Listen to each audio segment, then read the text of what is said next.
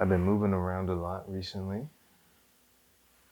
Um, and by moving around, I mean I've been doing work. I've been working a lot. So currently getting ready for work now, but also wanted to clean up just a little bit before I go to work so that when I come home, I can be coming home to a somewhat put together space. Um, but man, I am, uh, how am I feeling? Um, Honestly, before I took a shower, so I just took a shower before work. But before I took a shower and did some breathing, I was feeling anxious. Still not completely sure about what, but I was feeling anxious. So I did some breathing. It's still there just a little bit, but not as much as before. Um, so I don't know, still processing that. And we'll see what that develops into. But yeah, I wanted to clean up first. And I guess that's why I wanted to clean up, because I was feeling a little anxious, and I was like, sometimes my space isn't like reset from everything. So like I was filming earlier this week with one of my friends, um, and then working at the bar, and then um, I built this shelf for my alcohol, and then replacing some parts on my car. So it's really been feeling like I've been going nonstop. And maybe that's where the anxiety is coming from, like always feeling like I have something to do. And so like not really being able to like take deep breaths. It's like I'm like in survival mode. So I'm just going, going, going, going. So let me check the focus real quick. Oh yeah, we good, we good. So, whew, man, even in that, just like talking about it, just like,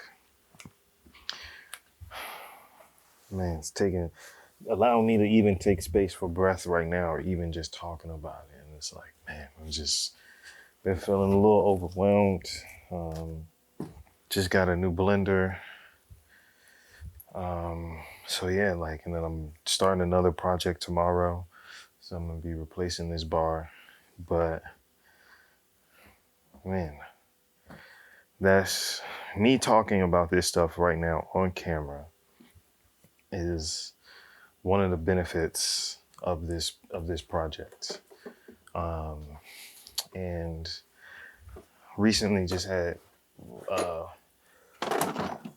one of my homeboys just told me he's about to take a trip. Um, so in his response to me, like, I get, I guess for me, I get excited when people that I care about get to do things um, that they enjoy doing. And so he's been wanting to like get away for a little bit. So like the fact that he has this opportunity uh, makes me excited because he's getting to do something that he wants to do. Um, but he mentioned in his response to me wishing him well on his trip and all that stuff, he responded by saying, "Looking forward to the continuation of the projects that you're working on, etc." And so now it's been placed in my head that what I'm doing is a project. Um, Much like all the other things that I do. When it comes to building, when it comes to building, when it comes to working on my truck, when it comes to, um, working at the restaurant, all that stuff. Like, it's a project. Um, and so with a project comes many things. Um, stressors of the day, or just stressors in general. Um, and so um, I guess, okay, what comes with a project for me, like I'm thinking about it now as I speak about it, but like what comes with the project for me is just like there's progress, there's slowdowns, there's mishaps, there's um, setbacks, but and through all of this, ultimately there is completion, right? There's completion. That's the hope, that there is completion of these things. Um, so wow, this isn't even what I set out to talk about, but you know, c'est la vie, such is life. Um, hopefully there is eventually completion of these things that you're setting out to do. Um, and so like looking at this filming, this recording, this talking, this podcasting, looking at this as a project allows me to see it a little differently, like, and see, what are the goals of this project.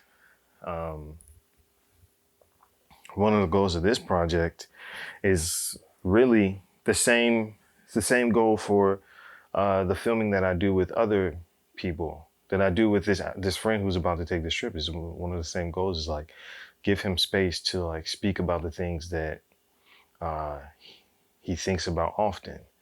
And a lot of times um, I get caught up in what the response will be to these things, right?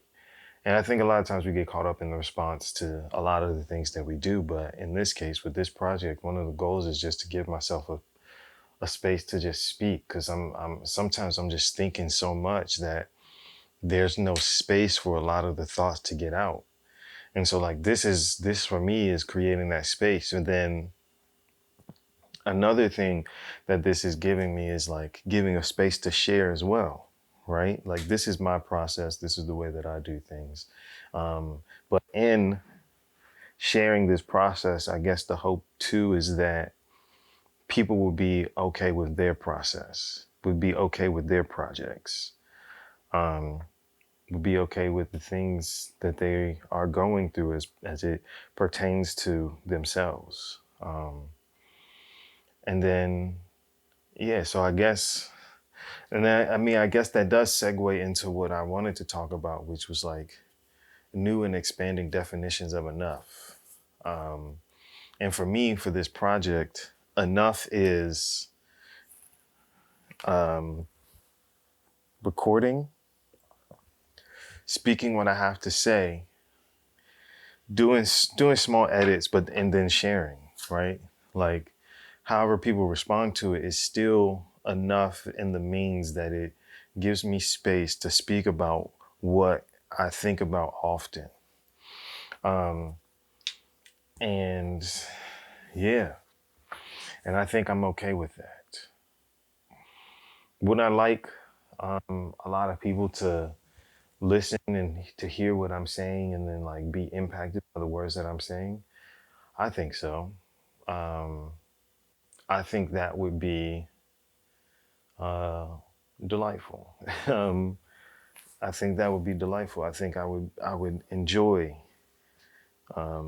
if people enjoyed what I said and enjoyed the way that I thought about things in a way that allowed them to be impacted and then to even um, create discourse, create opportunities for sharing that may not presently exist, right? And like in this discourse,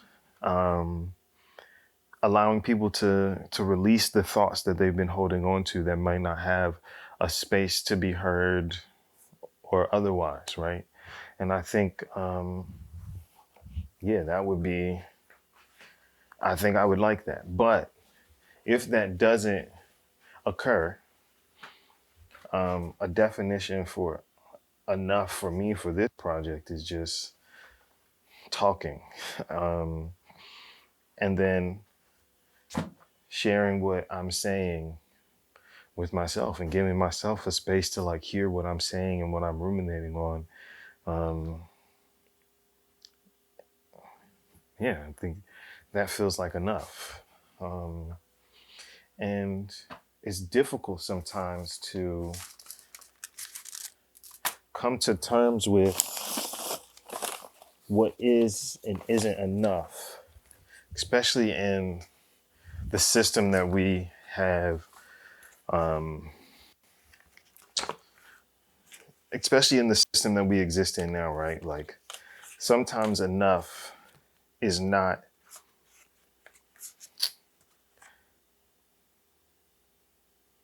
enough, right? Sometimes enough is not our definition of enough. Like we've been given, and like I said in previous episode, a lot of definitions that we exist and move through and operate with, right? Like if you believe this thing to be true, then based on this belief, then you have actions that are responding to these beliefs. So if we believe that enough is,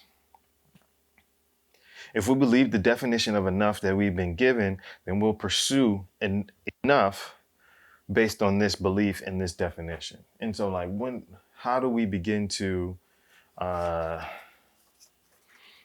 create our own definitions of enough and then become comfortable, so comfortable in those definitions that we pursue our own definitions of enough without, um,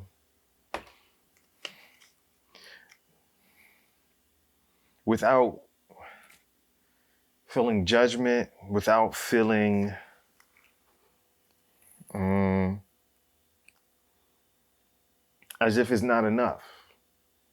And I keep using the word enough, and I hope that the context in which I'm using the word enough is giving enough context for an understanding of which and the ways in which I'm using it. But I don't know. That is my intention. That the context in which I'm using the word enough is being used in such a way that it can be understood via context in the way in which I'm using it. And then also, I guess another hope of mine is that if it's not, that it would create space for inquiry, um, and that the inquiry would not, that is created for me, wouldn't be viewed as disrespectful, but would um, be viewed as genuine inquisition into gaining a deeper understanding of what's being discussed. So, with that being said, one of the things that I've had a conversation with one of my friends about was just like parenting and enough, in the sense that as parents, right, of small children, um, we hope we, okay, I don't have any children, but I have been and still am a child. Uh, Not a small child, but I'm still a child. And the definition that a child is someone who is born to parents. I'm still a human being that was born to parents. Um, and so I don't have children, but I have parents, which makes me a child. And my understanding of this thing is like, as a parent, we go through life and we, as parents go through life. I can't use we because I'm not a parent, but as parents go through life and define for themselves enough. And then they have children, And I believe one of the hopes is that the parent's definition of enough will somewhat match or be similar, or even allow the child to pursue their own definition of enough, right?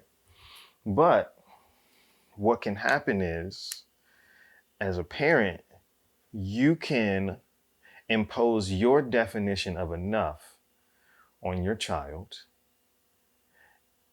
but your definition of enough could be limiting to their definition of enough if they aren't given the space to pursue their definition of enough. And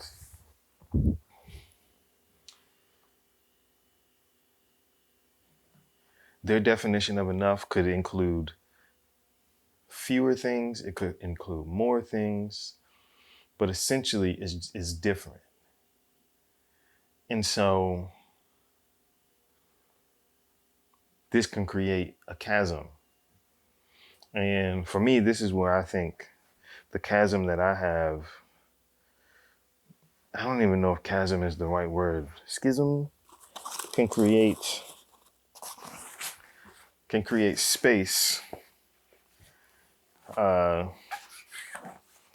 between parents and children, right? I don't know if chasm is the right word, but this is what I think the space in my relationship with my parents, this is where I think the space is created or was created, is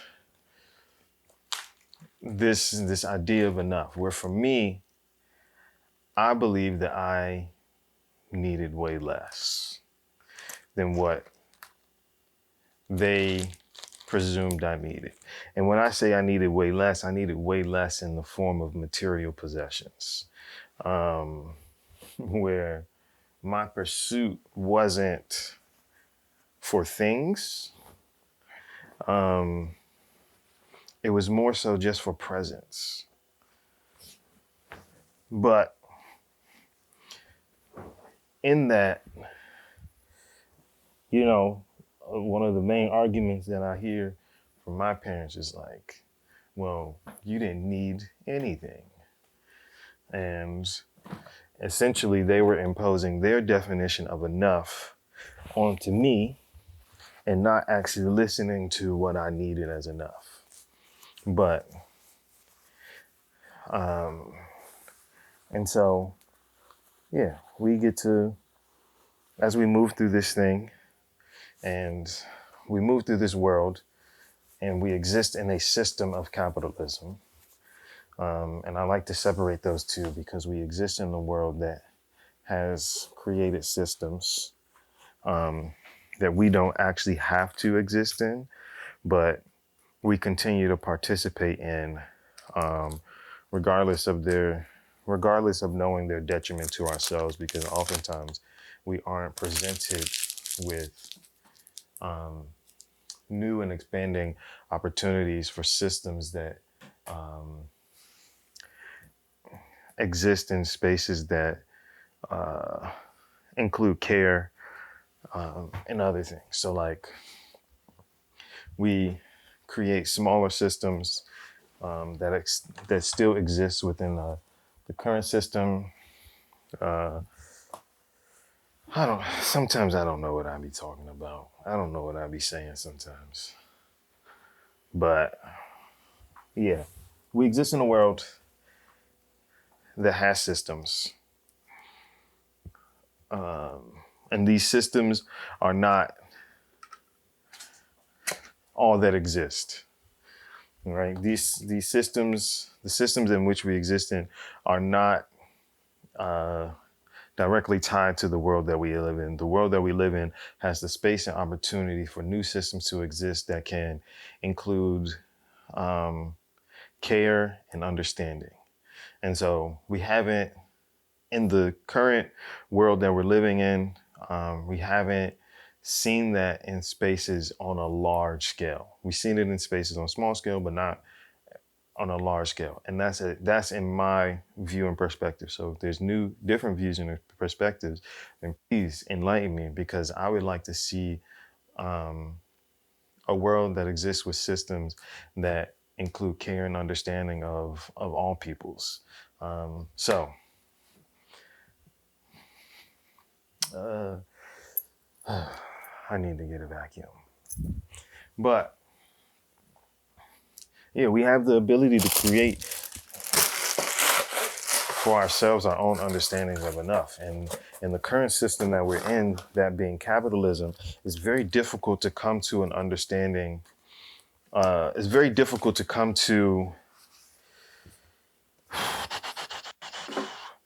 definitions of enough that don't feel excessive, right? Like that don't feel excessive. Like at a certain point, it's just like when is enough enough? When do we sit down and say like food, clothes, sometimes shelter, and like community? When does that become enough? And when does the pursuit of that become simplified? Right? Like a lot of the things that we deal with are in pursuit of things that feel like they are in excess of enough. But this then again, this is also my definition of enough. Like if we have this many people on the earth, then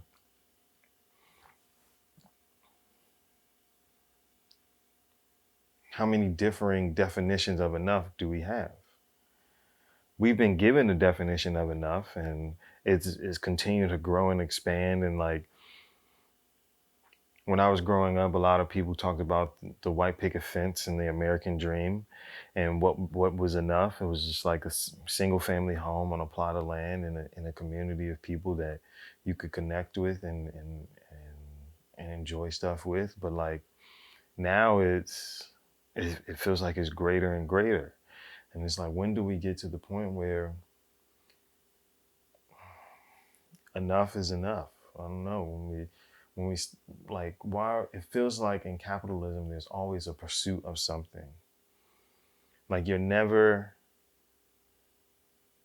like you're always in pursuit of something, right? And I guess like one comparison that I had, and um this is I guess an understanding that I have for American descendants of slaves, where and this is American descendants of slaves um, who as part of the diaspora were taken away from uh, the lands of on the African continent, who are now existing in spaces away from what was traditionally their indigenous home, based on ancestral makeups. And I think it's important for that caveat, just so you can understand like the context of what's being expressed, right? And so for those, it's like every single time. Well, I guess from those, it's like once you were here, the promise was always ahead of you, right? And this idea that the goalpost is always and consistently being moved forward, and as soon as you get to a point where you thought that you were going to have everything that as soon as you get to the point where they said this would be enough, and there was no longer a pursuit, the goalpost gets moved. So everything that you want is right in front of you, but it's always just out of reach. But what if it's not ahead, but also what if it's not back? And so that once we set the definition of what enough is for ourselves, then we begin to pursue that in whichever direction it may be. And once we're there, then that's it.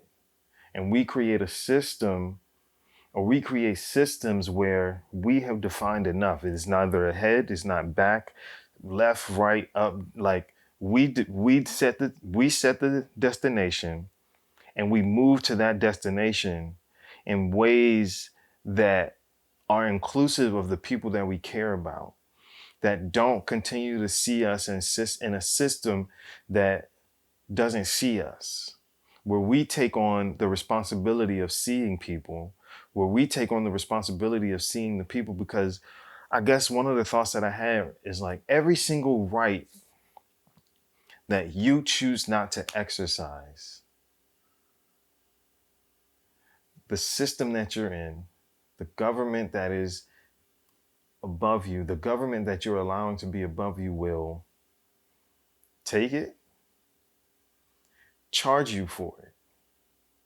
And a lot of times for us, for African American peoples, the cost of participating in a system that doesn't see you is your life, whether it's now or whether it's later. The cost of participating in a system that chooses to not see you is your life. And not to make it specific to African Americans, but other people in the system that is choosing not to see them are paying a different cost. For us, we pay the greatest cost with our lives. Other people are paying sometimes just as great a cost, but still, every right that we're not choosing to exercise, that government will take it and then charge us for it. And it's just like, when do we say enough is enough? We dictate what the goal line is, and then we move towards that with effective and efficient planning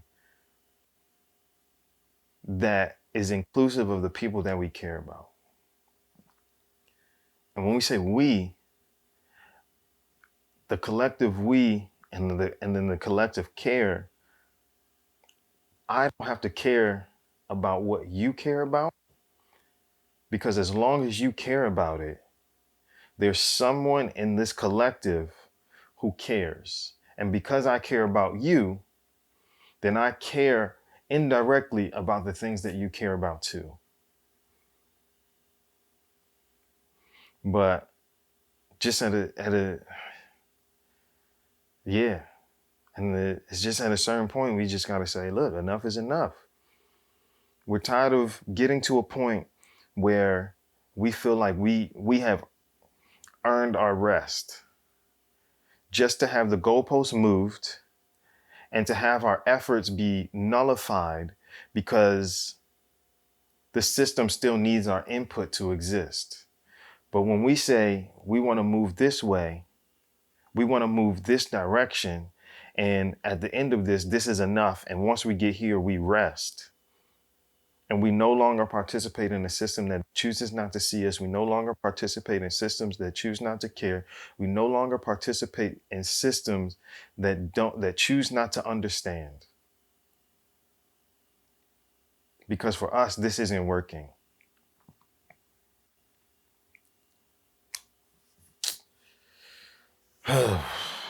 Man, I don't even know how I got here. It's a good thing it's recorded, because otherwise, um, but yeah, it's just I guess this is just what I've been thinking about recently. This is what I've been thinking about, because I just watching. If you watch any type of news, all you're hearing about now is AI. But um, in this world of technology, I think it's important that we continue to choose people. Um, and as difficult as people can be, as imperfect as people can be, I think it's still important to choose people. And I guess that's why I close each episode with the same quote. And that is, people, places, and things do not have to be perfect to be enjoyed, including yourself. That there is enjoyment without perfection. And there is enjoyment in life without it being pristine. There is enjoyment in life without it being, there's enjoyment in life with imperfection. So I'm done cleaning for the most part. Like I said, I need to get a vacuum. And I'll close it out for you one more time. People, places, and things do not have to be perfect to be enjoyed, including yourself. Please don't forget. Otherwise, peace.